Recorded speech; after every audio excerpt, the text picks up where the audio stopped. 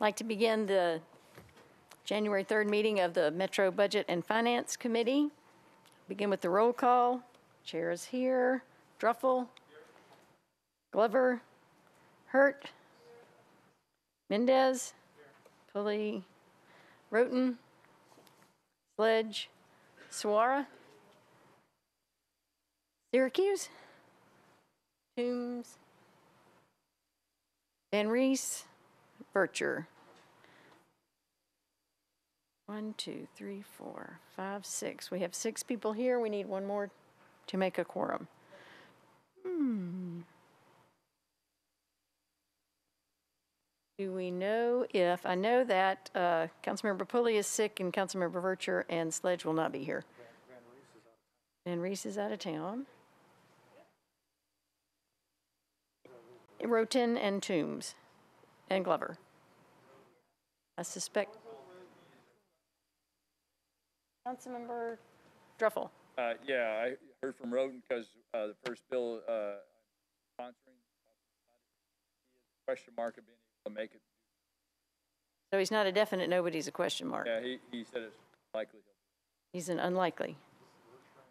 Bircher will not be here.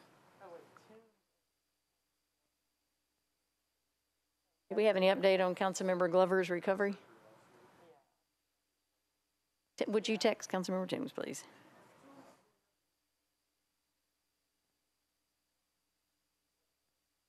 Councilmember Suara. Thank you. Yeah, Councilmember Toombs told me she won't be able to make it. She will not be here. Okay. Can we text Councilmember?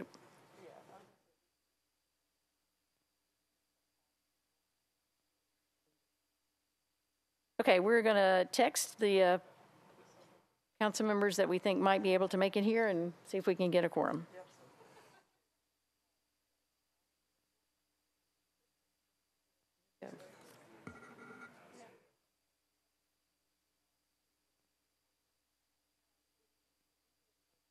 We can go ahead, while we're waiting, we can go ahead and get an update from Metro Water Services on our waste situation. Councilmember, Mr. Potter, you were recognized. That wasn't nice. So I want to give you an update on where we stand with recycling and trash collection. The limiting factor in all of this is going to be trucks. So last week, early in the week, John and I, Mayor's Office and General Services got together, and we went over every single piece of equipment that was out of service in the waste fleet, and each truck was in a position where everything possible had been done that could be done. So they were awaiting parts, awaiting diagnostics, things like that. So based on the fact that we're not really seeing a change in parts availability or staffing availability for repair in the contractual services side, we've decided to go down a rent, test, lease, perhaps purchase option with some vehicles that John has identified as available. So we need to discuss with finance the best mechanism for the transition from a rental to a purchase. But I think that's going to get us the fleet availability that we need quicker so we can restore recycling as fast as we would prefer.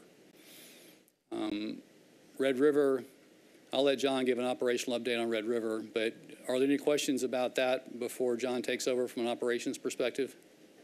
Can you speak quantitatively on what the financial implications of that might be, or do you know when you'll be able to speak on that piece I don't want to speak presently because I don't know. We'll have those numbers when we have them, and we'll share them with you. But today was more of a philosophical and like a realistic approach to can we do this? We've identified that we can.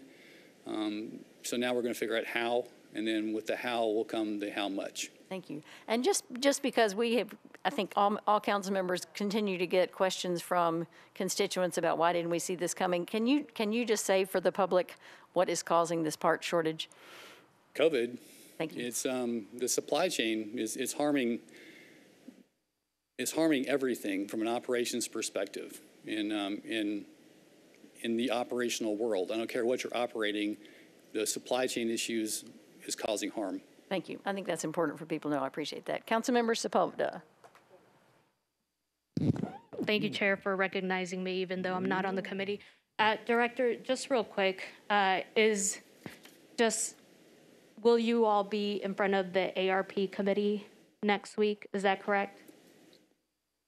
Yes. Thank you. That seems to be a direct connection. We appreciate that. So John's going to give an operational update about how Red River is performing. Mr. Honeysucker, thank you. Good afternoon and Happy New Year to each of you. Several of you saw me on Christmas Eve and Christmas Day out driving a pup truck picking up recycle. That's part of our commitment to help the situation. It can't fix the whole situation, but we can take it one trash can or recycle can at a time for the constituents. They deserve better, and we're committed to doing better. As for Red River, we've been meeting with them, the company, also with the attorneys, the bankruptcy attorneys, and their staff to try to make sure that they get at least the trucks on the road to be able to pick up what they currently have. We are currently still servicing 5 of their routes right now. Based off today's numbers, they were able to complete today's routes in a timely fashion. I did receive several calls from a few of the council members stating that their trash was picked up last week on the day it should have been at a reasonable time of the day. So I'm making sure that I'm in constant communication with them throughout the day, every day, and also having meetings with their bankruptcy attorneys along with our legal staff just to make sure that they are doing what they need to do. The plan of action right now is over the next couple of weeks, I asked them to show me a plan of action to show that they can pick up the trash in a timely fashion. And then what I would like to do is start migrating those routes back to them, those 5 routes back to them. And then the sooner I can get those routes back to them, the sooner I can get back to what we should be doing here as a municipality and picking up our recycle. The other part of that commitment is making sure that we can support you all as council members as you have supported us through this challenging situation.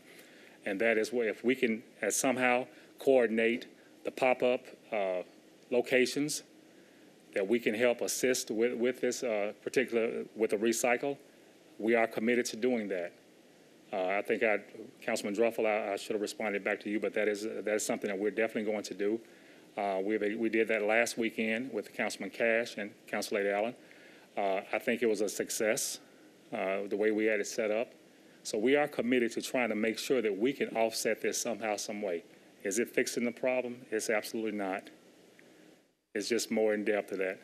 But we are committed to doing what we can with the resources that we have. Thank you for that update. I see some hands raised, and I want to thank you for helping us do the pop-up. It absolutely was very much appreciated by the neighbors who rolled their trash cans over to, their recycling bins over to dump those. Councilmember Druffel. Yeah, thanks. Thanks so much for all you're doing. I know it's a problem. Is there a different time or any update on potential time? I know it's sort of a moving target yet, but you're still looking at early February possibly get back? We're going to do a go, no-go discussion the second week of January. Okay. And then I'm optimistic, okay, especially with the trucks and the rentals. If we can pull it off, I think that's going to be a very good thing. If we can't pull it off, it'll be discouraging. But okay, I feel comfortable and confident that that John can get those trucks in here. Okay. Thank you very much. Thank you. Other questions? Councilmember Mendez.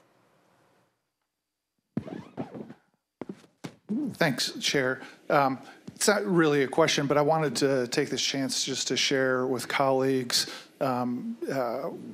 what I've been hearing through the process. I think you guys have seen in the emails from Mr. Potter that due to the fact that part of my professional life has to do with business bankruptcy work, I've been riding along for this and have been in many times a week contact with Metro Water Services, with Metro Legal, and with the outside bankruptcy counsel. And I just wanted to share a few thoughts about 4 topics and a takeaway point for each. One is, it is important, I think, that we say on video for the public that we're hearing the complaints. We're all hearing the complaints, and people are very upset. Some people more than others, but people are right. The takeaway is people are right to be upset. Feel free to keep complaining. You are being heard, and the city government is internalizing that and acting on it. Secondly, I hear a lot of comments from the public and colleagues getting into the how do we get here? Who screwed what up? How badly to get to this spot? And for that one. I've got questions. A lot of people have questions. My personal sense is we need to let the department and the administration focus on getting back to full service, and then we can get into some things about how this contract was managed over time and whether it was appropriate. But for now, my takeaway is let's deal with those questions later and get it fixed first. On the how to fix it, you've heard from each of the updates from the department that they're parallel tracking. Mr. Honeysucker is working hard on riding the backs of Red River to make sure that they're doing their job and tracking down all the places they're not and trying to get the garbage picked up on time.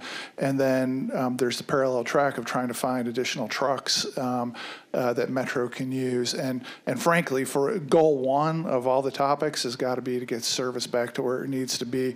And my sense is that the point that Mr. Potter made about if we can find trucks, rental, borrow, whatever, buy, we should do that and take care of our business first, most and foremost, and make sure garbage is picked up and recycling is back online.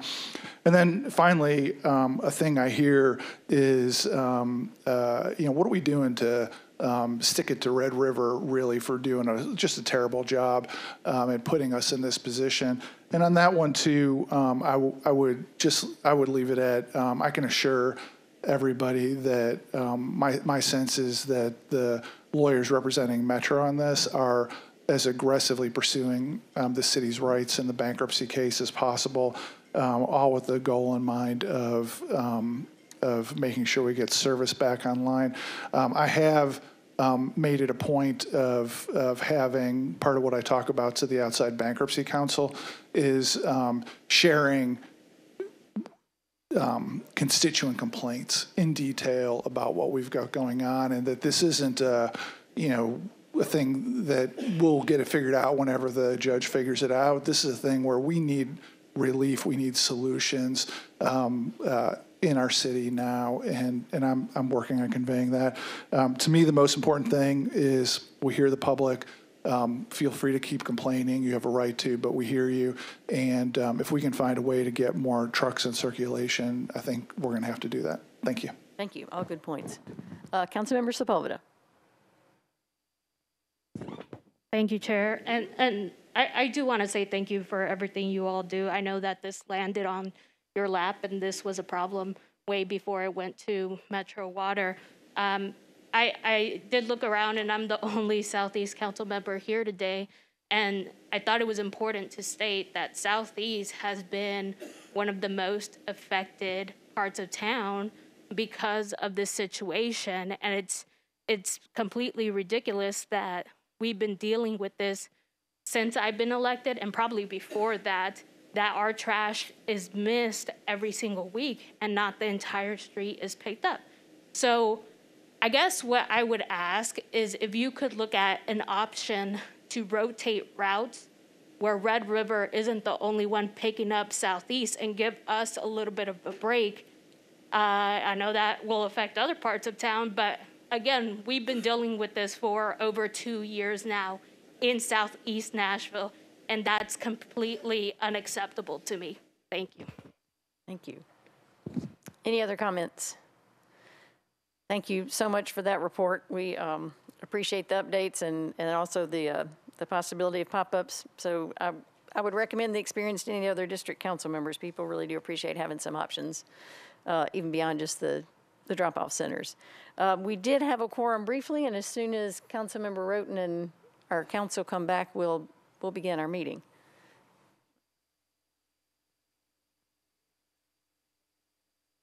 And here they come. Okay, so we will start with the consent agenda.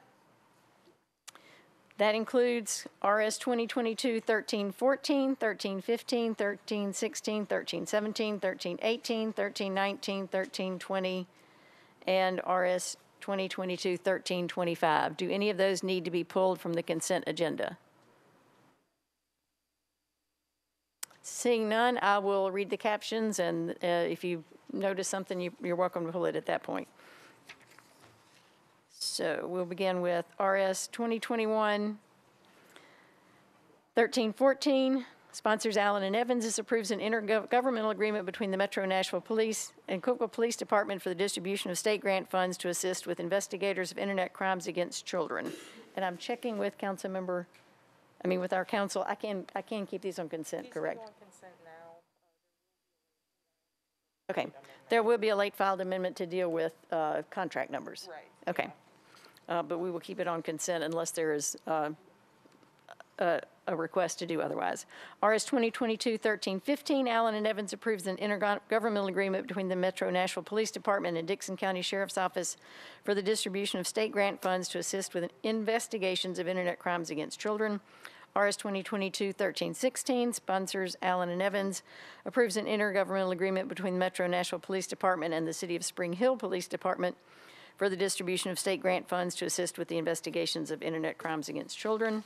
There is a pattern here.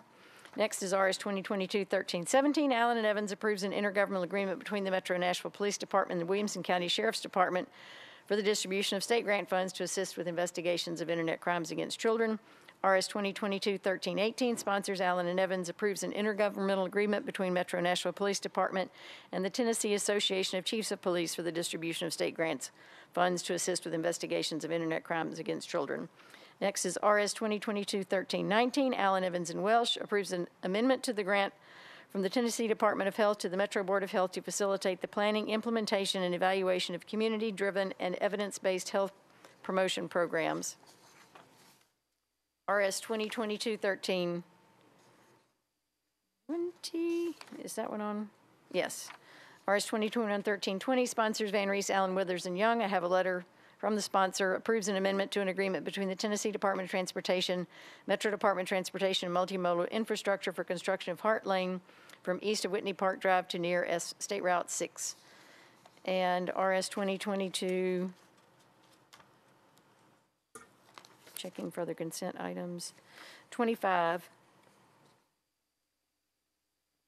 Next is authorizes the Department of Law to compromise and settle the property damage claim of Rex T. Fitzgerald against the Metro government in the amount of $17,514.21. That is the consent agenda. Are there any items that need to be removed? Seeing none, do I have a motion for approval of the consent agenda? And a second. It's been moved and second. Any discussion? Seeing none, all those in favor say aye. Any opposed? Consent agenda is approved. We will move on to items not on the consent agenda. This began, and that was 1, 2, 3, 4, 5, 6, 7. 7. Okay. Next is RS 2021-1251, sponsors Roten, O'Connell, Rosenberg, and many others, that repeals Resolution RS 2018-1171 related to the Vehicle Inspection Program. Do I have a motion? It's been moved and seconded. Councilmember Roten. Thank you, Madam Chair. So this is the emissions testing bill. Obviously, we've had meetings, and you sat through the meetings. I wasn't able to be here, but I heard what kind of went on there, and I think the Department of Health has kind of agreed with us that the benefits, the juice is not worth the squeeze on this, going forward. All the counties around us have done away with it. I sent all of you the Biden administration's new rules from 2023 through 2026 on the tighter emission standards for cars. They plan to have even tighter emission standards after that. GM Ford, they want to be 100% electric by 2035. So the light vehicle emissions that we've been testing for so long are not going to be our issue. I think our issues are going to be heavy trucks, industry, those are the types of things that we need to start looking at. So with that being said, I'm going to move, obviously I want to move this for approval. It's my understanding that talking to legal, in order to make this clean, I need to do a motion for an amendment that cancels, the cancellation in the contract is for 30 days. And so if we pass this tomorrow night, they're going to have 30 days to continue after, regardless of what we do. So to make this clean, I'd like to put an amendment on, move an amendment that this is canceled 30 days after passage and approval by the council. So if she could word that in the proper way, I think that would be the best way. So if we pass this tomorrow night, it would be canceled 30 days after 1/4, so that'd be 2/4. Thank you. So our office was made aware earlier today that as currently drafted, there could be a possibility that Metro would be in breach of contract if the resolution is adopted as written. So we're going to prepare a late amendment to clean that up and make it clear that Metro would not be in breach of contract. Thank you. And someone will go to rules to ensure that. Yeah. Okay. Yeah, I think the Rules Committee has about 4 or 5 sponsors on there, so we'll talk to somebody on Okay, that. and we'll circulate language tomorrow. Great. Any other discussion on this? If there's no other objections, I'd move the amendment as stated. Can we move it before it's written, or Well, I mean, you may. we can just wait and take that up at Right. council? We can take it up once it's tomorrow write? night, yeah, that's fine. So, Yeah. Thank you for making us aware of that. no, that's fine, fine. So I move the resolution. Any other discussion? I do want to thank the Health Department for all the opportunities to just make sure we understood what was going on. We've learned a lot about where the pollution comes from, and that's been a worthy exercise. Any other questions or comments? No. Seeing that, all those in favor say aye. Aye. Opposed? You recommend approval, 7 in favor, 0 against. Next is RS 2022-1307, sponsors Gamble, Johnston, Sepulveda, Allen, Evans, and Welch. This appropriates $1,060,000 in the American Rescue Plan Act funds for the Community Safety Partnership Fund to support evidence-based community solutions to the interpersonal violence. Do I have a motion? Been moved and seconded. Any discussion? Seeing none, all those in favor? Any opposed?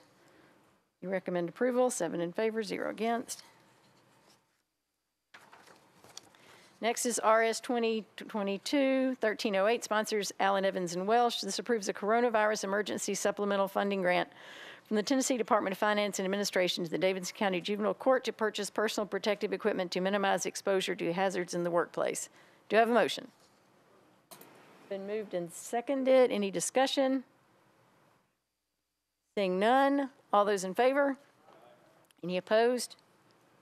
You recommend approval, 7 in favor, 0 against. Next is RS 2022-1310, sponsors Gamble, Johnston, Sepulveda, O'Connell, Allen, and Evans. This appropriates $300,000 in American Rescue Act funds to the Metro Development and Housing Authority to fund the Napier-Sudicum Community Safety Plan. Do I have a motion? Been moved and seconded. Councilmember O'Connell, do you wish to speak? Thank you, Madam Chair. I'm not on the committee, but this one is personally important to me. We've been working on community safety issues in the Napier community since I took office. There is a community safety meeting once a month, and I want to give a special shout out to John Bunton and the mayor's office for jumping in with both feet on this one. And we really did have a great working group that came together in partnership with MDHA and MNPD in particular. And a lot of community stakeholders, and I really do think that the material in this grant is going to lead to better community safety outcomes in Napier, and really do encourage colleagues to support this. Thank you. Thank you. Appreciate that comment. Any comments or questions? Seeing none, all those in favor? Any opposed? You recommend approval, 7 in favor, 0 against. Next is RS 2022-1311, sponsors Gamble, Johnston, Allen, and Young. This appropriates $15 million in American Rescue Plan Act funds to the Metro Development and Housing Authority to improve infrastructure at Casey Place and to increase safety at Cumberland View. Do I have a motion? It's been moved and seconded. This was discussed a little bit in planning, but we have further questions. Councilmember Mendez. Thanks. I don't want to necessarily repeat everything in the affordable housing meeting. I would encourage people to watch that video because there was a discussion about this. But I would like to just ask the the one question, which is, so over time, it's been a moving target about how long it'll take to wrap up Envision Casey. And this infrastructure is something that the need has been known about for a couple of years now. And I'm all for using the one-time federal money for one-time important projects, especially that move affordable housing forward. But given the fact that Envision Casey timeline has been such a moving target over the years, I guess I'm interested in hearing a quick update about, with this 15 million, what is the current sense of how long it takes to finish Envision Casey? Thank you. Dr. White, can you come tell this audience what you told us in Affordable Housing Committee meeting?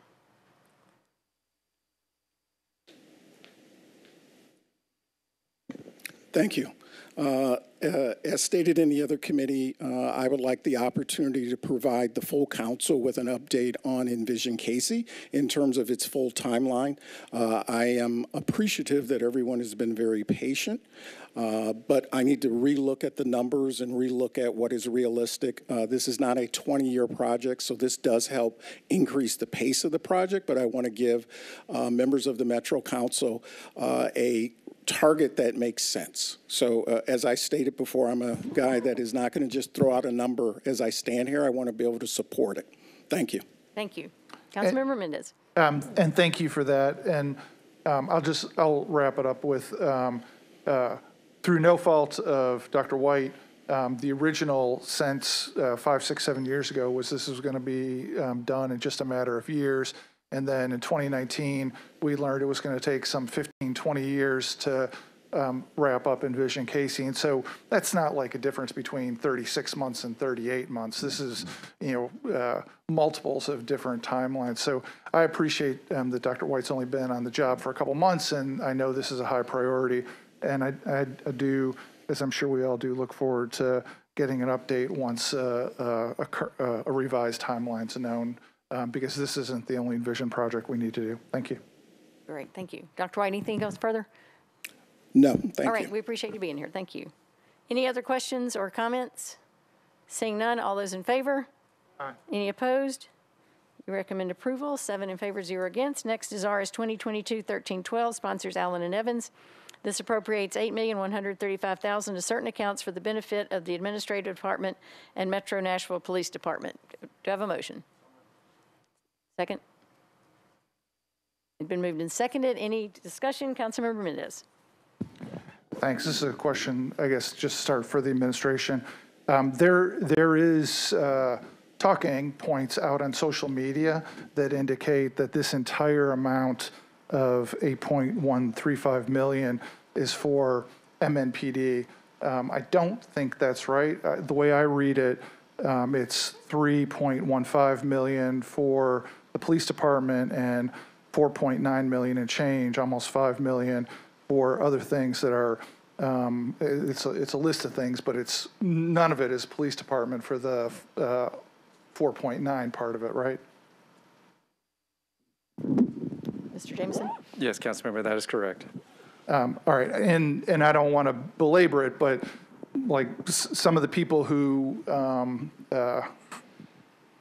kept us till 5:30 in the morning for a budget hearing have got social media indicating that all $8 million is for the police department, and I know they'll be unhappy about the 3.15 for tasers on top of the 200+ million that the police department got, and plus on top of the 100 and whatever police cars they just got. So I know there's going to be unhappiness, but I just want to at least be clear that we're talking about 3.15 as opposed to the full amount for the police department. That is correct. And this allocation includes allocations for such things as an on-site solar power program exploration. Implementation of Juneteenth is a formal Metro holiday. That's a 1.5 salary and fringes implications. A USD-GSD study that the council has been soliciting for, I think, at least 2 years now. So several items that are wholly unrelated to equipment for the police department. So thank you for clarifying that. Thank you. Other comments? Councilmember Saguaro. Thank you, Chair. I do have a couple of questions, and I think one of them is on the solar strategy and implementation. I was going to ask for more information about that. The other is on the R12 software process. I remember when we first came, there was a lot of question from the constituents regarding how much we're spending on that software. So what does this 750 actually do? That's my second question. And then my next series of questions will be on the tasers. And I don't know if we have anyone from the police department that can address some of those for me. Okay, so first the solar question. Mr. Jameson. I will start discussing solar, but I'm going to turn it over to my far more knowledgeable colleague, Kendra Abkowitz, who is here with us. Back last term, Councilman O'Connell was lead sponsor on legislation that crafted sort of the energy mix from which Metro should be deriving its energy shares. We are on track. We're actually arguably ahead of track thanks to a couple of things that this council has enacted. You'll remember last December implementing the fairly massive 600-acre solar array that's now emerging just outside of Tullahoma that will power 1/3 of Metro's energy needs when it's completed. Metro Water Services has installed massive solar arrays at 3 of its water treatment plants on ground that would otherwise go somewhat unused but for the water treatment facilities.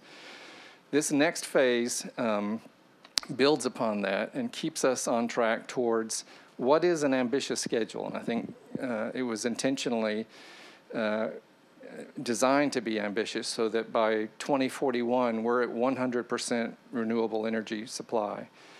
By 2025, we're supposed to be at roughly 37%, and we're already ahead of that schedule. But that is no reason to let up, and I think we have to maintain a pretty ambitious appetite for this because the savings are eventually there for us in a variety of respects. This next phase is very much a partnership with Metro Water Services, General Services, and the Mayor's Office for on-site solar. Each of the Metro properties that you're looking at that has a surface that faces the sun, including this building, has an opportunity for on-site solar. But it's not quite that simple. There are some regulatory provisions and limitations on what we can and can't do behind or in front of the meter and so forth. So it will take some study and application as to whether or not we can, at over 600 sites, implement this. But if we can, that would be a step towards the energy mix that we're pursuing. Let me shut up and just turn it over to somebody who knows better than I do. And thank you. Let's get up here. Mike, I think you did a great job of outlining what we hope to accomplish in this study. I'd love to entertain and be responsive to any specific questions you have. No, I think the general outline is good enough. Okay. It is going to be a phased process, and so we intend to be very strategic and thoughtful about how we engage with departments and consider each of those properties that Metro has access to. As Mike noted, it's a little more complex than I think any of us would have ever realized in terms of looking at what we can and can't do, also suitability of different structures or properties, and then whether or not that aligns really nicely with intended use of those properties as well.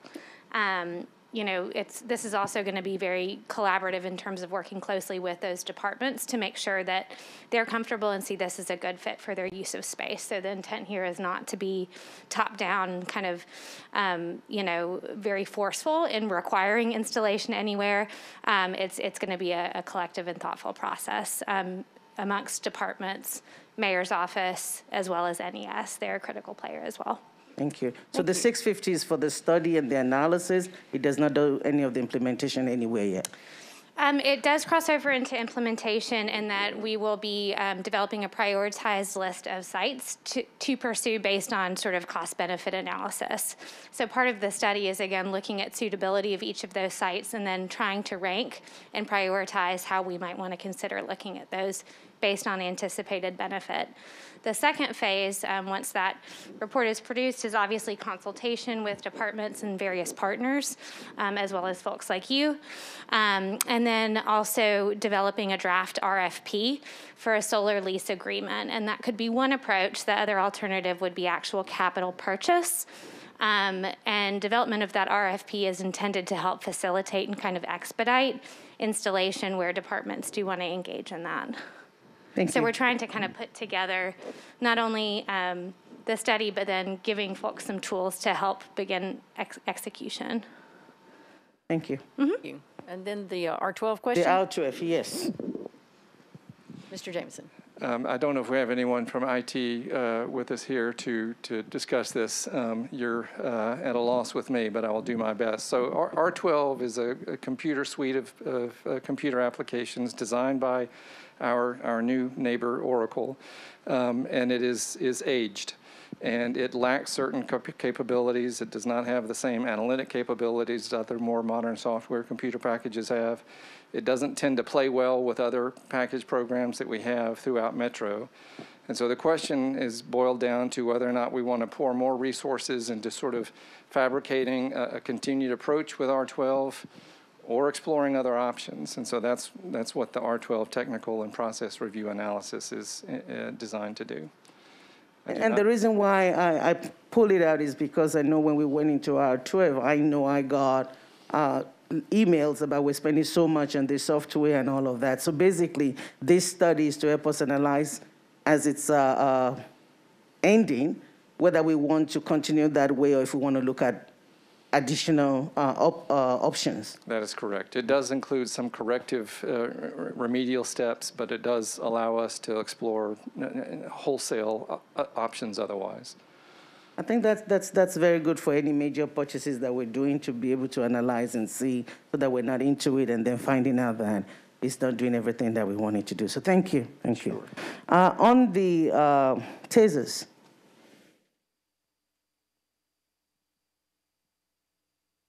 Commander? Thank you, sir. Yes, so this one, I was looking at it, and I was a little bit on the fence whether we want to do tasers or whether we should, and I get that tasers will help us not use more gun violence, or just trying to see whether we're just replacing one with the other. I was looking at some things online, and I found a couple of things, and I just have some follow-up questions. One of the things that I saw was that maybe about 2015, or it might be before, there are a lot of police departments. There was a study done that says that a lot of the police departments do not like tasers, including one done with the Chicago Police Department. Now, that's an old one. Is this something that Metro feel would work, and how do police departments feel about tasers now, I guess? So Chris Gilder with the police department. So we've utilized tasers since, if my memory serves me, around 2005-ish, somewhere in that range. And we've overall have found them to be a very effective tool. In the force continuum, you've got, self-empty hand control and then a chemical spray. And then tasers right there, round slightly above chemical spray. And then your next option is to go to hands-on approach, right? And that's where injuries tend to occur for both the officers and for the subjects that you're trying to control. So tasers have been a very effective tool in mitigating the need to use any further force. I think if you ask officers, some of the biggest issues are with the getting both of the probes in the right place and getting the probes to penetrate. Both of those issues are addressed by this new model of taser. The current model that we've been using for many years has one aiming point, so it'll tell you really where the top probe is going, but not the bottom probe. And you got to get a good spread to get good immobilization on the subject. And then the penetration aspect, tasers have improved on that as well. So if the probes don't penetrate properly, if they don't stick, then you don't get good immobilization, and it's really not effective. So that's one of the major reasons that we're looking to move to this upgraded model, is because of those two reasons. Thank you. So the other thing that I found speaks to what you were saying. I found where it says that tasers sometimes are 40% ineffective. Again, that was something done in 2019, which was about 2 years ago. So the model that you're looking into right now, have anybody looked into the effective rate? Yeah, well, that is part of the selling point of this Model 7, is that it has better. Again, I have not read the study that you're referencing necessarily, but I suspect the ineffectiveness is not because it doesn't work on some people. Like chemical spray just doesn't irritate some people and immobilize them. In our experience with taser, when someone doesn't get immobilized, it's typically because there's not good connectivity. You're not getting a good spread. Both probes don't attach and that current isn't immobilizing the individual. That's part of what the Taser 7 model does. Is it is an improvement on the probe attachment so that you do get that immobilization. So, yeah. So on the Taser 7, what is the risk of, what is the other one that they could get hurt, you know what, electric jolts, and there could also be death resulting from tasers? How does this address that? Yeah, I mean, I can't speak to the science on the studies on that, but what I will tell you is that we don't target the chest area. There was, and that's been in place for, gosh, a number of years now. Upon advice from Taser, and my understanding is it's just as a precautionary matter, was to target the lower extremities, waistline down, or the back, so as to avoid that issue altogether. The other question I have for you is, are these for the entire police department, or is it for SROs as well in public schools? It's for the entire police department, any of the officers that carry tasers, yes, ma'am. Well, thank you. Yes. The other thing that I'm going to ask is also, I'm going to vote in support based on some of the things that I read and what you're saying, because I do know that if we have tasers that are not effective, then it can cause more agitation and so. But we also want to reduce the risk related to the use of tasers. Absolutely. So the last thing I'm going to ask you is this. We don't want to substitute one force for another, replacing gun with tasers, because tasers themselves can also be deadly.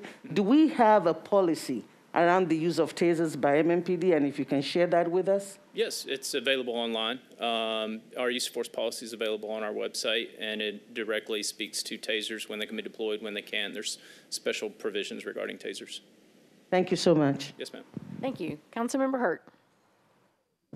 Thank you, Madam Chair. Thank you so much for being here. Can you tell me if the police department spoke to the Community Oversight Board or the Community Oversight Office in regards to this purchase? I haven't spoken to the Community Oversight Board. I'm not our Community Oversight Board liaison, though, so I'm not certain if someone from the department has spoken with them. I'm not sure. Okay. The administration may be able to comment on that question. Thank you, Chair. Thank you, Councilor Hurt. There's not been a formal presentation to the COB. There was outreach and conversation between our own Mr. Bunton and the research director for the COB, and his name tortures me always. Peter View something, I forget. Clear. But the conversation was informal, but he was, I think it's fair to say, he was impressed with the improved safety features of the Taser 7 compared to the current model that we have, and expressed that level of favorability for it. Well, I just want to recommend that when we do have proposals like this, that we reach out. You know, the community voted overwhelmingly for the Community Oversight Board, so they trust that the board and the office is going to speak on their behalf. And I think that it's always good optics, as well as a relationship, communication, to communicate with the Community Oversight Board and the public and let them know that these are things that are being done in their safety, in their best interest. And if we are open and transparent about it, I don't think we have as much concern, because I too have heard some concerns in regards to how much money is being given to the police. And I think that those things all happen at this particular time because we did not upgrade the tasers as we should have all along.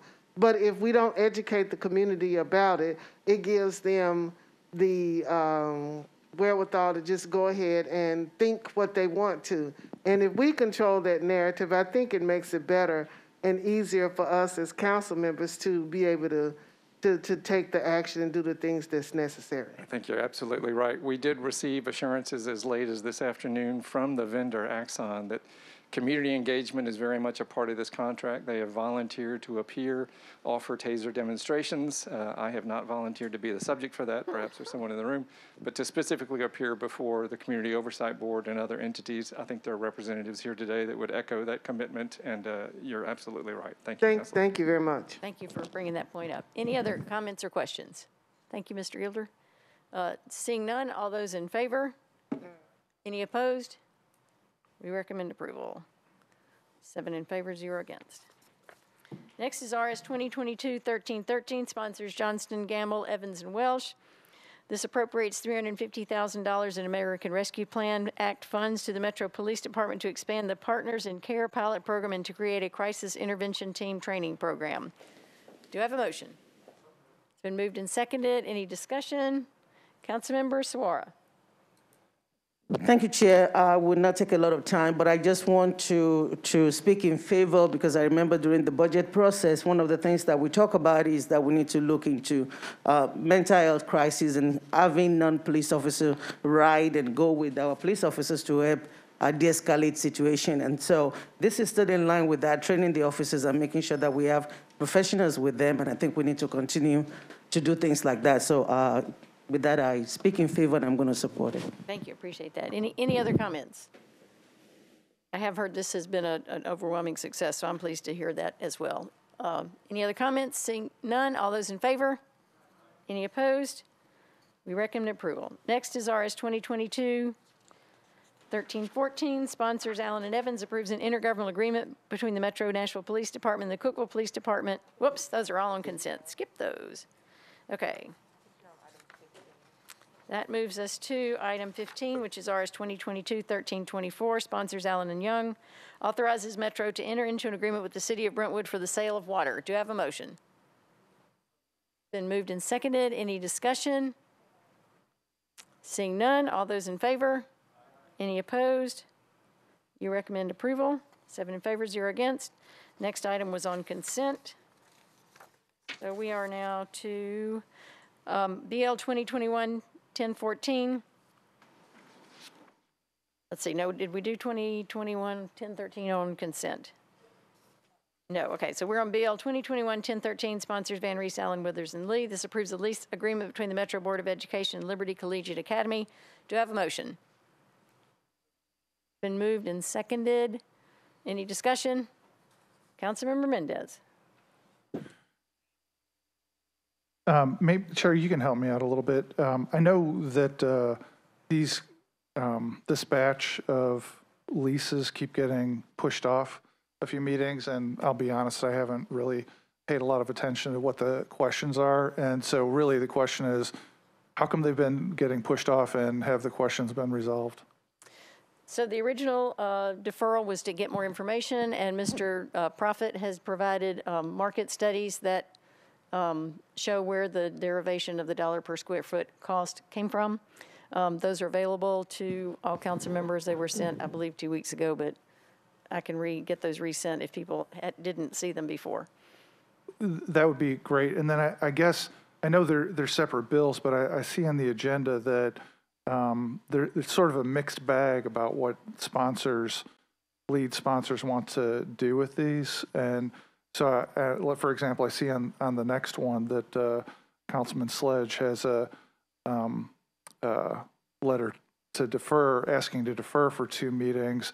And I guess before we vote on this one, I'm wondering whether, I don't know whether it's Ms. Zeitlin or the administration or you, has some insight about why different council members are looking to do different things with these. I can speak to Mr. Sledge and others can join in. He had mentioned when this first came up that school has a number of portable classrooms, that it has an overcrowding issue, and that he wanted to work with the administration and with that school on if there were ways to provide capacity they needed in a better way than portable buildings. And then he had also sent an email today saying that he is working and having productive conversations and would like additional time to continue those. All right, thank you. Anything else the administration wants to add? I think he had indicated having discussions with MNPS, and I just wanted to note that Mr. Prophet has been here dutifully, I guess, for the fourth time on here, and is here again tonight if there are any questions. Thank you for pointing that out. Any other questions on 1013? Seeing none, all those in favor? Aye. Any opposed? You recommend approval, 7 in favor, 0 against. Next is BL 2021-1014, sponsor Sledge, Allen, Withers, and Lee. We have a letter from the sponsor requesting a 2-meeting deferral. Can I get a motion to that effect? Been moved and seconded. Any discussion? All in favor? All right, we recommend a 2-meeting deferral, 7 in favor, 0 against. Next is BL 2021-1015, sponsors Allen, Withers, Roberts, and Lee. This approves a lease agreement between the Metro Board of Education and Nashville Prep. Can I get a motion? Been moved and seconded. Any questions? Seeing none, all those in favor? Any opposed? You recommend approval. MNPS folks, thank you for being here to answer our questions, and we'll resend that market study just to make sure everybody sees it. I believe that is the last item on our agenda. Council. Whoops, sorry. On the last page, BL 2021-1049, sponsors Toombs and Van Reese. I have a letter from the sponsor. Okay.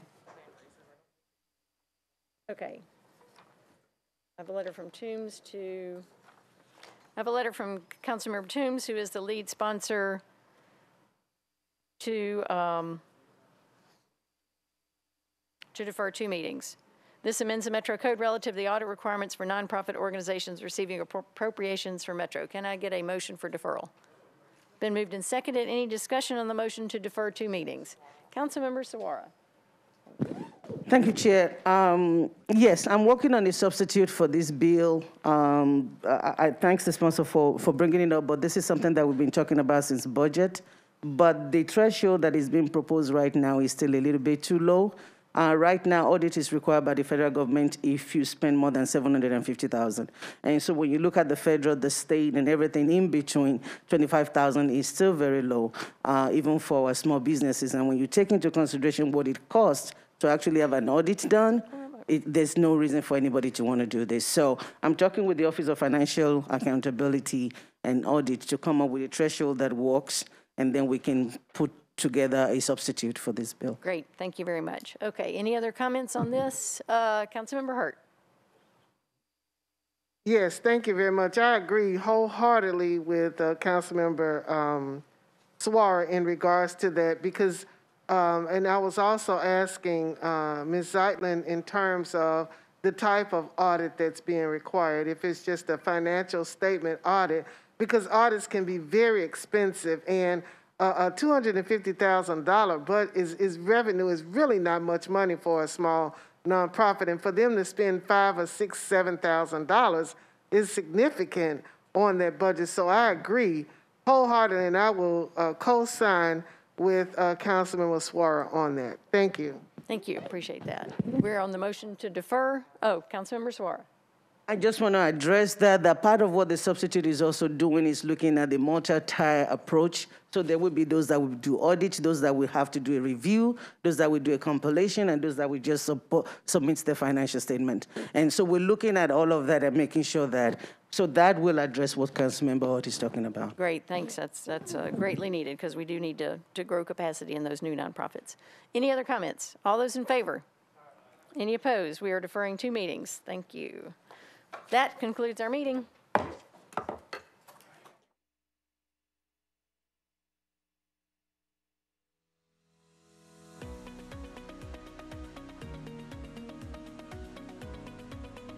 This has been a service of the Metro Nashville Network. If you would like to see this presentation again, or for more information on this and other programs, visit nashville.gov.